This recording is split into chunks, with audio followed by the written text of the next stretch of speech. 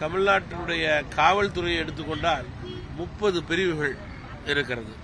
அதில் 5 பிரிவுகள் குறிப்பாக புலனாய்வு மற்றும் உள்துறை சம்பந்தப்பட்ட பிரிவுகள். இதில் இருக்கிற SBCID தான் நம்முடைய கட்சிகளுடைய கூட்டங்களுக்கு பர்மிஷன் கொடுக்கிறது. எவ்வளவு பேர் வருவார்கள், எங்கே கூட்டம் நடக்குது, கோட்பாடுகள், போக்குவரத்துன்னு சொல்றது. இப்படிப்பட்ட நிலை இருக்கும்போது ஒரு கட்சியினுடைய தலைவர் ஒரு கூட்டத்திற்கு வருவதற்கு 5-6 மணி நேரம் சொன்ன நேரத்தை விட தேவைப்படுகின்றது என்றால் எதிர்பார்த்த கூட்டத்தை விட அதிகமாக கூட்டம் இருப்பதாக அர்த்தம்.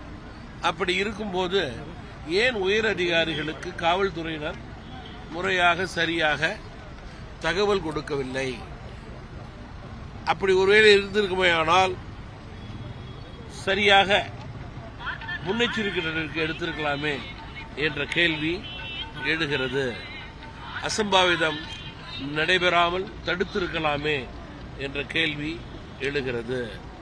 இன்றைக்கு இறந்த குடும்பங்களுடைய நிலை என்ன என்று நான் கேட்க விரும்புகிறேன். தமிழக அரசுதான் இதற்கு பதில் கூற வேண்டும். நியாயமான விசாரணை தேவை என்று நேற்றே கூறினோம். விசாரணை நடுநிலையோடு நடைபெறும் என்று நான் நம்புகிறேன். இப்படிப்பட்ட சம்பவம் இதுவே கடைசியாக இருக்க வேண்டும். அங்க போறோம்.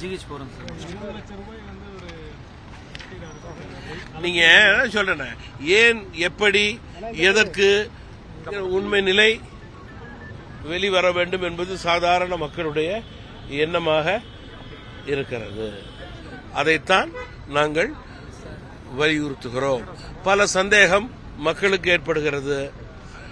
ஆம்புலன்ஸ் போய்த்தான் ஆகணும். ஆம்புலன்ஸ் அதில் யாருக்கும் மாற்றுக்கிறது கிடையாது.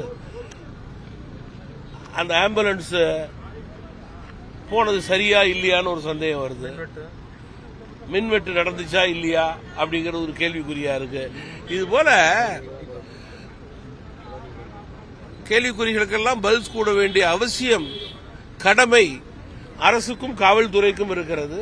அதற்கு தான் அந்த சந்தேகம்லாம் போகிறதுக்கு தான் நிதி விசாரணை. அரசும் காவல்துறையும் திட்டமிட்டு தான் இந்த இடத்தை நிதி விசாரணை என்று ஒன்று இருக்கிறது. உண்மை நிலை நடுநிலையோடு விசாரணையிலே வெளிவரும் என்று நான் நம்புகிறேன். தீர்ப்பை நாங்கள் சொல்ல முடியாது இல்லையா? சந்தேகங்கள் மக்கள் சொல்றாங்க. சந்தேகத்தின் அடிப்படையிலே